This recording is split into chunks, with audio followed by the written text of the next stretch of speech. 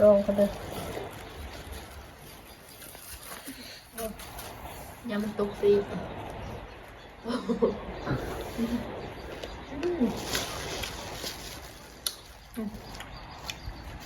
โน่แซ่บเนาะหน้าตาแบ่งมาจ้าคอมเมนต์เข้ามาเลยก็สวัสดีทุกคนเด้อวันนี้เราก็จะมาเทสสุกพักที่เรากินมานั้นตอนนี้จะทำแหละกับสบายดีFCทุกคนเด้อต้องโดนล่าเขาสิเป็นใหญ่วันนี้เราก็สิมาเฮ็ดสุกพักเนาะพี่น้องมีสุกพักที่เราเก็บมานั่นล่ะอันนี้ก็จะเป็นนอกค่ะอันนี้ก็จะเป็นนอกข้าวกับซีซุปใส่น้ำกันเลยที่เอามาจากสวนเดี๋ยวเรามิกมาฟอกตอนนี้ก่อนมาแล้วนอกทิ้งไว้เดี๋ยวเป็นกล้องกันเลยนอกค่ะทางลาวยังอยากสีหนาวๆได้พี่น้องมื้อนี้อากาศคืออยากสีหนาวอันนอกน้อยๆนี่กาเนาะ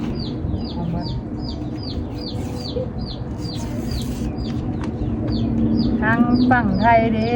ทางประเทศเพื่อนบ้านอากาศทางใดแน่หนาวคอมเมนต์กันเข้ามาเลยเด้อ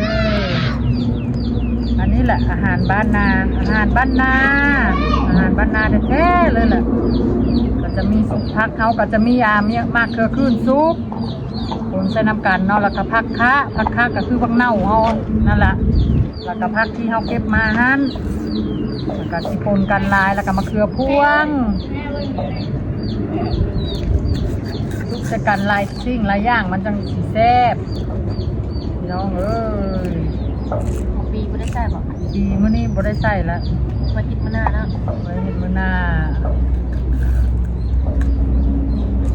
อันนี้ผ่าดีเมนไปแล้วจะผ่าเนาะบ่ได้ผ่าเลยได้ลูกนะ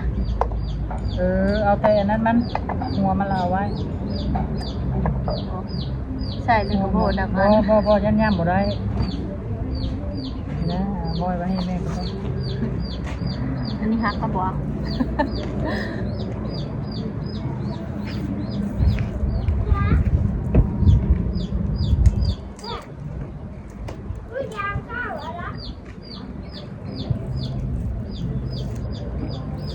น้องโดล่าเพิ่นก็ได้มาอยู่น้ำพ่อน้ำแม่แล้วเพิ่นก็ถือว่าการห้ามการเฮียนของเพิ่นก็ถือว่าเป็นการสำเร็จเนาะไปขั้นตอนหนึ่งว่าซั่นซะก็ว่าเฮียนจบขั้นปริญญาโทปริญญาเอกอย่างกับบ่แม่นดอกน้องโดล่าเพิ่นได้เฮียนเสริมเพิ่นเฮียนเสริมว่าซั่นซะน้องโดล่าเป็นคนเฮียนบ่เก่งเลยอยากเป็นเฮียนเสริมเพิ่นก็เฮียนจบมาละกับยังบ่ฮู้ว่ามีเรียกทางใดจังสิไปทางใดพี่น้องเอ้ยอ่อนใจแล้วเดี๋ยวนี้นะเฮ็ดคลิปก็2 เดือนได้เดือนละล้านกีบบ่ได้ 2,000 บาทต่อเดือนเงินไทยซ้ำอ่อนใจอยู่ตอนนี้นะจักสิให้โดล่าเพิ่นไปหาเฮ็ดเรียกบ่หรือจังใด FC ก็คือว่าขาดหายไปแล้วบ่เห็นละและ2 เดือนที่อันที่1อันเดือนที่1ตอนนั้นละเข้าเนาะมาเดือนที่2บ่เข้าเดือนที่3จังได้เข้า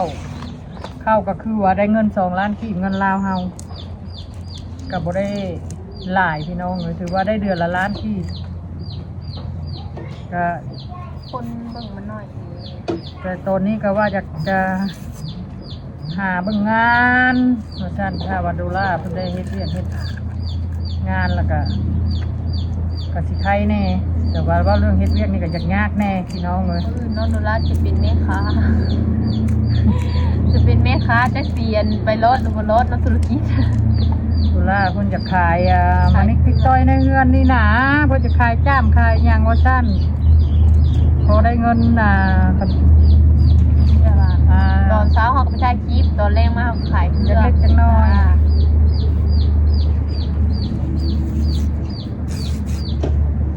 จักสิเป็นไปได้บอกคนสิซื้อเอ็นมาจ้ามขายเด้เพิ่นว่าช่วงปีใหม่แน่ว่าซั่นใกล้สิฮอดปีใหม่แล้วเพิ่นก็บ่ได้ไปทางใดดอกยังบ่ทันฮอดปีใหม่ยันย่าขายก่อนเพิ่นบ่ได้ไปทางใดเพิ่นสิ เอาจ้ามมาหยังมาขายว่าซั่นขายน้ำปลาเพิ่นพอ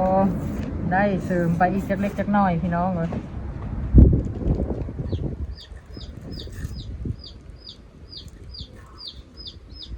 แต่ว่าถ้าว่ามีโอกาสได้เรียนต่อก็บางทีก็เบิ่งไปก่อนเนาะสิได้เรียนหรือบ่ได้เรียนแต่ว่าจำนี้เฮาก็ถือว่าโอ้ยดีไประดับหนึ่งดีได้การเรียนน้อยเรียนหลายก็ถือว่าได้เรียนเนาะก็ยังดีกว่าบ่ได้เรียน ก็ได้ครบหูเข้าไปกัน โดล่าก็ว่าไปรอบนี้ สิ่ ก็ ง ถื ที่ อ เขา ว่า พูดเขาก็ได้พูด โดล่าก็ได้ประสบการณ์ใหม่ๆเพิ่นก็ได้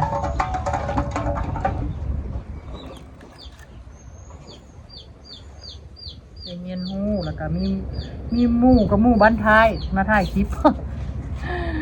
หมู่ก็แบบว่าหมู่ผู้ชายที่เราพอดีเขาเจ้าเห็นแล้วเขาเจ้าเข้ากล้อง ในเวลาเรียนเราบ่มีหมู่เลย มีแต่รุ่นน้อง2-3 คน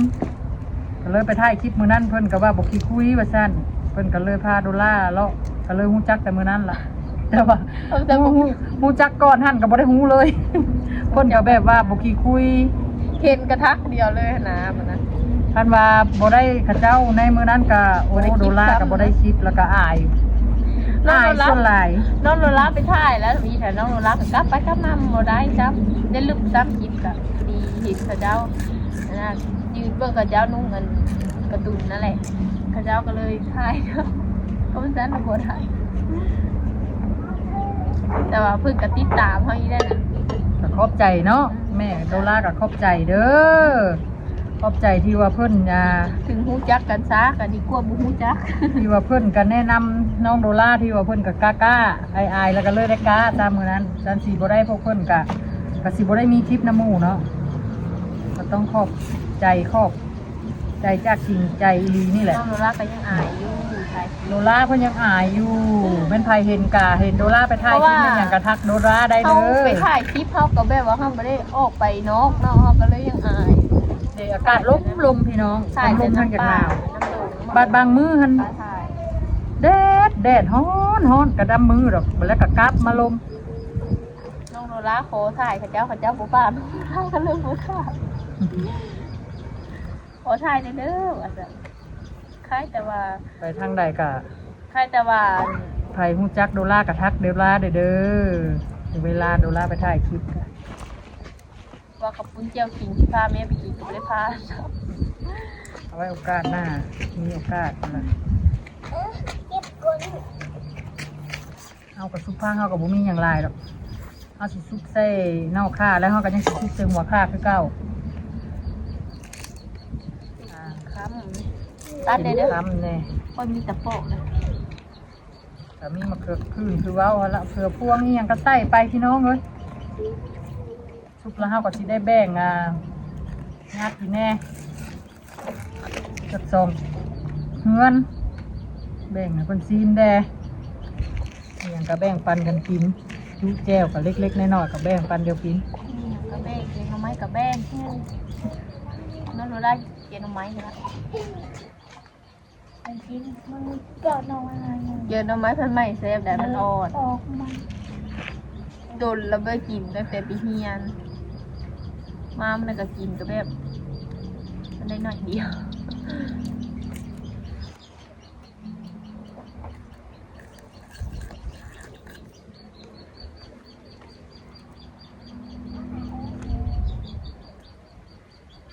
เอาเบื่อกันเด้อพี่น้องเด้อกดไลค์กดแชร์ก็ติดตามให้เด้อถ้าบ่ได้ FC กดไลค์กดแชร์กดติดตามนี่ก็โอ้ยมันยังมาลูก เบิดตะกี้ มันระบอก นี่ มั ยั น งน ระ อบ น อกวันนี้แม่สิไปเอามะ ยัง เขื น อ อนนี่นะ เดี๋ยวมะเขือพวงมะแขงไม่ใช่เลย มาบ้านลงตลอดเลย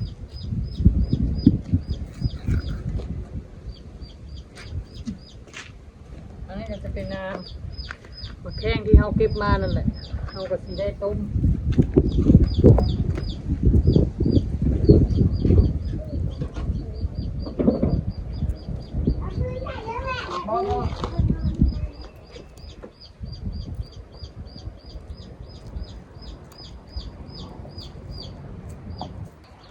บ่ ตัวนี้หลายสิ่งหลายอย่างที่เห็นชิมบ้าง วันนี้น้องสาว เอา ได้ ละ แล้วไปมาจ้ะเตรียมเฮาก็ได้ตำเครื่องใส่แล้ว อันนี้ก็จะเป็นมะเขือคืนอยู่ส่วนเฮากรอบๆเลยนี่อันนี้ก็เฮาก็ตำใส่เกลือเผ็ดเกลือไปงัวแหละ ค่ะ ค่ะประเด็กใส่แล้วบ่นี่ ใส่หน่อยหนึงแล้ว แม่กับคุณ เดี๋ยว นารักกันไปเรื่อยว่าอย่าเผ็ดนะทะลุให้ซีให้ พักเงามา อันนี้จะคักแต่เก่ง อืมจะมีทุกอย่างใส่เอาใส่ลงไปเลยนอกค่ะคันเฮาบ่ต้มให้มันสีเปื่อยๆจังนั้นแล้วมันอยากจะเผ็ดจะออกรสชาติเผ็ด เอาลงมานี้คิดว่าแยกเนี้ยก่อนได้จังนะแต่เราใส่บาดเดียวเลย ๆบ่ตัวใดมันเป็นอันนั้น อ้อมกับแบบนิด สลาวขึ้นแล้วมันมีมะเขือพวงอยู่หม่องใดแล้วก็ แดงส้มผมจะหาอาบน้ำแล้วอยากฮ้อนในซี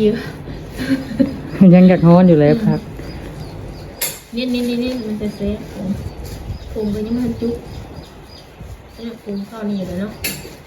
เอาปิ้นไปข้างหลัง เราจะหาเนียนเกลือก่อนนะคะจะปรุง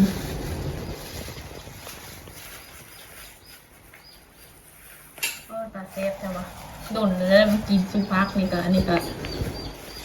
มันเคยไปเฮียน ผักธรรมชาติเลยแต่หาเพื่อสิได้มากับบ่แม่นเครื่องง่าย โค้นใช่นะก็กระหาออกมาจะหมูเลยนะเนาะ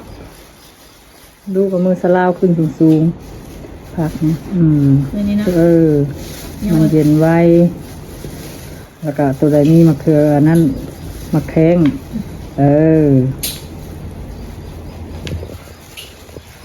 เขาบอกว่าเสื้อแม่จะได้ดีมึงโดนนี่อายโคนตัวขึ้นเยอะเพื่อหาเขาออกมาเลย อุ้ยรสชาติน่าแซ่บเด้อ นี่ก็จะเป็นมะเขือคืนแล้วก็ยอดค่ะจะหน่อยลุงว่าขี้เลยเนาะ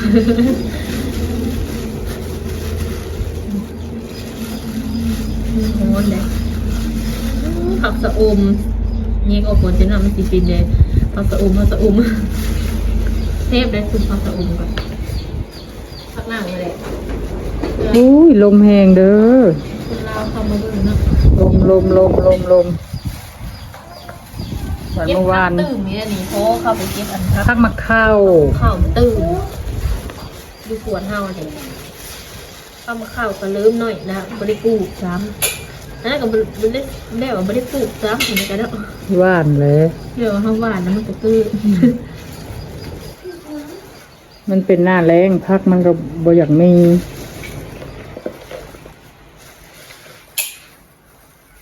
ทำเมนูนี้แล้วนะ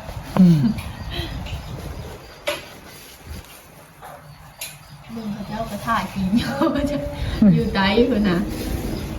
แม่นแล้วก็บอกกับเจ้าแล้วว่าถ้ากินซุปพักเด้อว่าซั่น ตัวเองมันเห็ดอันมาอยู่เล้งมือจ้ะ บ่คู่น้อยก็ได้ลูกวันนี้สลาวปนโคโลนปนเดียวเลยวันนี้ มันยังหลายใช่ไหม เพราะว่าเฮาอยากให้มันเข้าเนื้อเข้าหนังอะนะมาแข้งก็ได้คันว่ามันสิเป็นลูกไผลูกมันก็บ่อยากเข้าเนื้อเข้าหนังเฮาอยากให้มันป่นกลนเกลือมันเข้าที่เข้าอันนั้นแล้วมันสิน่าที่อร่อยเด้ เข้ามาเป็นตะละมากแล้วแบบมันกระบอกค่ะแต่แล้วแต่เนาะความมักของนั่นบางคนก็อาจจะมักให้มันแตกในปากแบบตอกแป๊บ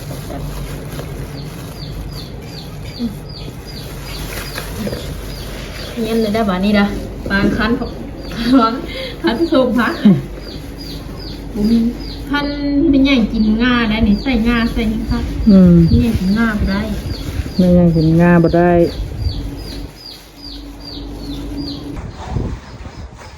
อุ้ยลมแม่น้องโดล่าเพิ่นนั่นกระล้นพัก เดี๋ยวคนแล้วคนน่ะ สิได้ละจะน้อยกับสิบได้ย่ำอ่านคำว่าจากน้อยก็ได้ละจะน้อยสิบได้ย่ำแม่โดล่าก็เนาะได้อ่านข่าวแผ่นดินไหวเนาะก็แม่น้องโดล่าก็แสดงความเสียใจนำเด้อทุกท่านที่ได้รับผลกระทบแล้วก็ขอเป็นกำลังใจให้ทุกท่านเนาะผ่านวิกฤตตัวนี้ไปให้ได้เนาะ เพราะว่าเบิ่งข้าวกันในใจก็หดหู่คือกันได้ ข้าว กันยังอันนั้นอยู่ น้องดูรักกันหินอยู่ แม่ก็เบิ่งข้าวอยู่ตอนนี้ เนี่ยเบิ่งก็คือว่าในจิตใจนี่ก็หดหู่เนาะคือว่าโอ้ยเนาะบ่เคยเห็นก็ได้เห็นเป็นไป แบบตึกสูงๆ นั่นแหละแม่โดราต้องแสดงความเสียใจน้ำทุกท่านเด้อ นั่นแหละที่นี่ ไปแล้วชิมเบิ่ง ปานนั้นคั้นสมพักเลย คือแล้ว ยันอยู่แต่ใจมันทีเสียงมันหมดหัวกันนะ อร่อยแล้วแซ่บแซ่บไปเลยนะพี่น้องเหรอ ลองกันเลยยำมันตุกซี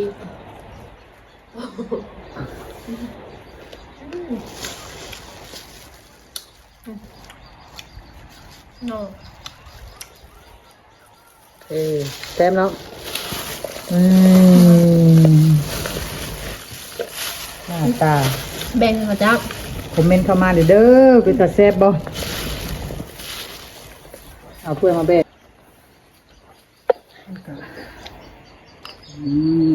มันสังเกต ถ้วยก็มีลายก็ไม่ใส่เนาะใส่แต่ถ้วยเนี่ย ว่าแล้วก็ว่าอีกน้องดูแลหาว่าฉันได้แล้วก็บอกว่ามาใส่ถ้วยหินถ้วยหยังก็มีลายแต่ว่ายังมีไซส์แบบนี้ ชื่อนี้มันแซ่บแบบนั้นน่ะมันหรู เดี๋ยวเขาจะไม่กล้ากินบอก เดี๋ยวบอกแม่นอันนั้นดอกแม่เราเป็นคนแบบนี้อยู่แล้วแม่ดูแลนะจะใส่หยังก็ใส่พอนั้นแล้ว ตอนนอนเราออกมาใช้เราก็เก็บเข้าอีกคือเก่า แต่ว่าแขกคนมากับแม่โดล่าก็จะเก็บเอาออกมาเอาไว้ครับแขกครับคนจะน้อยผัดแขกคนมาแหละถ้วยบ่วงผัด มันปนกัน มันคนกันแล้วบัดนี้เฮา โมเป็นตาไซ เป็นตาไซกันเพิ่นก็ได้ๆนิดนึงอะนะบ่แม่นอันนั้นอันนี้ดอก เขาเจ้าก็ไม่ได้ว่าอย่างแต่ว่าเฮาเนี่ยนะเป็นคนกังวลไปเอง แม่อ่ะ โอเค เดี๋ยวแม่สิเอาลงไปส่งกับเจ้าอีก2เดือน ไปค่ะ เงินแม่ใหญ่กับเงินนั่นแม่เฒ่า ไป แม่เข้าได้แม่นะเด้อ โอเคค่ะ มาจากกินข้าว มาเด้อมาเด้อ มาเดิน น้อง มีแกงหน่อไม้ลวกพักปลาทูนอกแล้วก็ขวดสีจุ่มจุ้ยกินอยู่ปุ้นตักขวดสีให้ นี่กับแพนต้ากินทั่วซีเนาะ โอ้ อันนี้ซุปผักอันนี้โอ้แซ่บๆเลยพี่น้องมาเด้อซีเด้ออีกคราวเด้อ ได้เห็นได้มือ เราถึงทำมาสกายเลยคือทุกคน มาลอง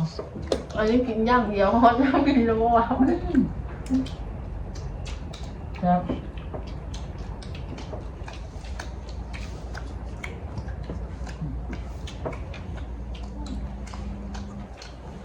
ครับลง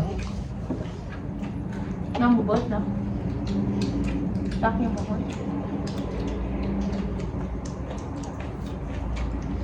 จานน้อย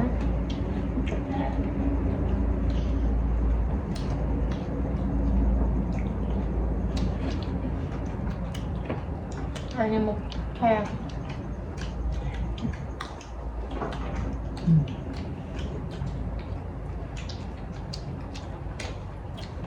ข้าวกระแซกนะมีกับเจียวปลา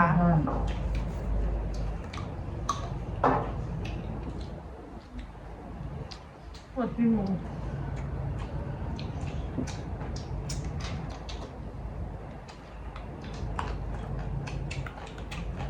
แซ่บ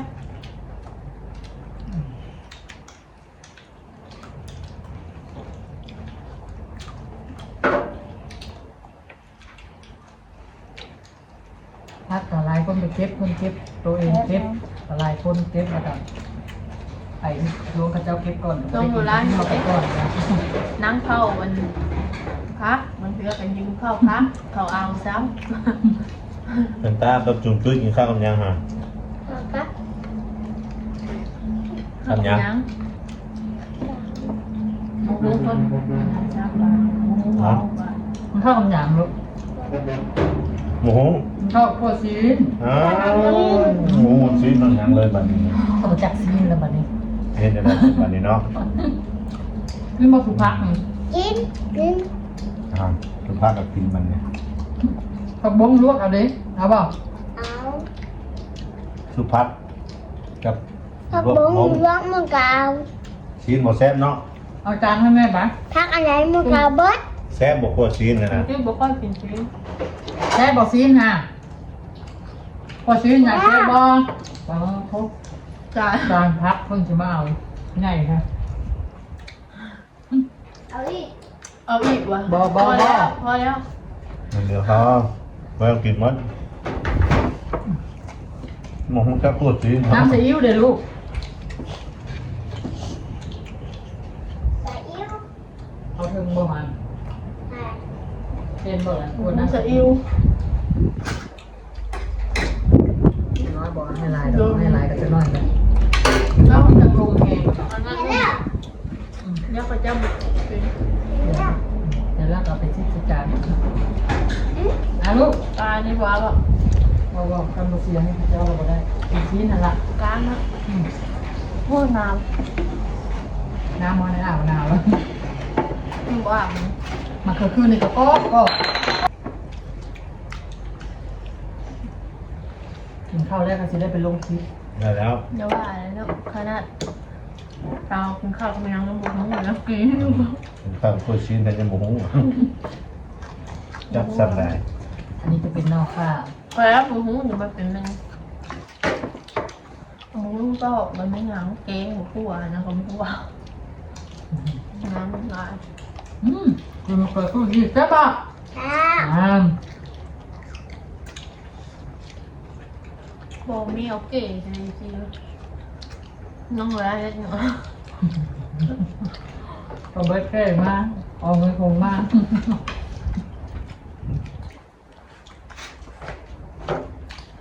แล้ว ตัวนี้เลยเป็นจังได๋ พวกเรากินนั้นกับข้าวเจ้า ตัวนี้เป็นปวดซีนเนาะ แล้วเป็นผู้ยาว เองไม่เป็นใหม่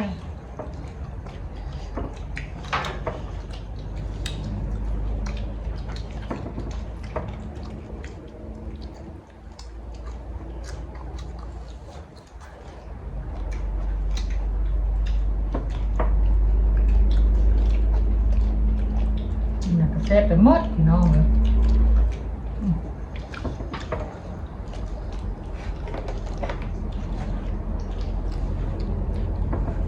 กันย้อนแซ่บกินอย่างกระแซ่บเลยจะซิมอนเบอร์ละ2ลูกอะไรจะเป็นเลขศูนย์ เรา แล้ว ไม่รู้นี่พวกกันยังงง เซฟน้ำพักพักหญ้าป้ากลางดงพี่น้องหน่อไม้หน่อมัน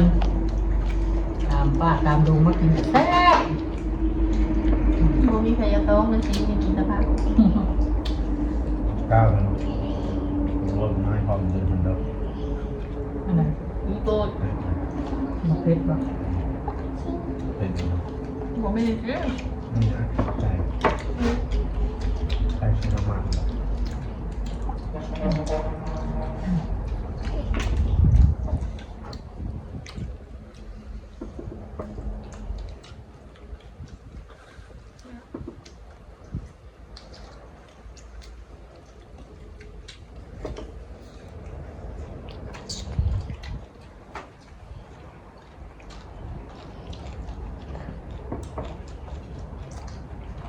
นั่นลูกผักบงเบิ้ลแล้วบอกแม่เด้อผักบงเลยในสวนงามงามบางเล่นกับซุปลายก็มองเล่นกับมองเล่นเพิ่นภาคมาให้ภาคเม็ดมันมาไม่รับผู้ เราได้อยู่ได้ถึง ก็ให้อยู่ได้กินเพิ่น เราได้ ภาค ทำได้ขาย เพิ่นภาคมาให้กับขอบใจเพิ่นหลายๆเด้อ ตอนพี่น้องกินใครจะได้มาเอาเมื่อค่ะ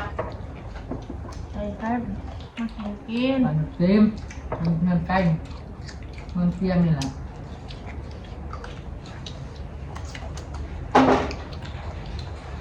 ไม่ม่วงกับกันเยอะ จุดได้เอาใส่หม้อมาเอาจานมาทอกลงพี่น้องเอาแซ่บหลายเมื่อวานนี่ค่ะ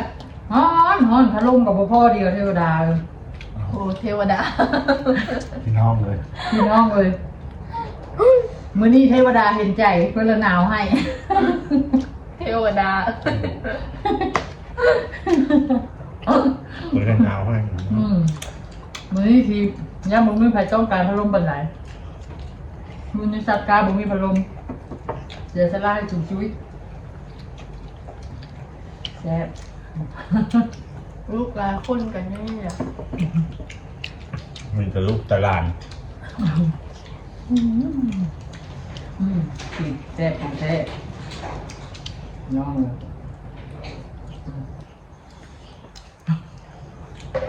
พูดแบบว่านั่นป่วยคือบุ๋มไม่มีคุยอะไรต่าง เสียดายมั้งอันนั้นน่ะมองแท้ พ่อไปเก็บอยู่นอก อะไร พอไปเก็บอยู่เนาะ พักพ่อไปเก็บอยู่แล้วมาให้กินนะชิ้นมันจะซื้อแล้วย่างไม่ยาก มันไม่แพ้บ่มีผักกินเนาะ ไม่ยากจนช่วยมันจ้าก็มากินชิ้น พักเบิดจัง ทั้งเวลา โอ้ผักบงอยู่ในสวนบุอึดเลย ชุบพักเบิดจ้ะ ทุกวัน เมื่อกี้มันยังเต็มถ้วยเต็มจาน จะกินลูกกินแล้วน้องพาแม่เริ่มไปลงคลิปเริ่มกระโดยใช่ไหมสูอื้อไหม ว้าวฮะมันเห็นแม่นแท้ฮะ บอลไหน บอกบอกซีนนี่น้อง จนช่วยพวกกินชิ้นนะ คนก็บอกเอา อ้าว เอา กินผักไอ้บอกสุภัก เอ้ย เออ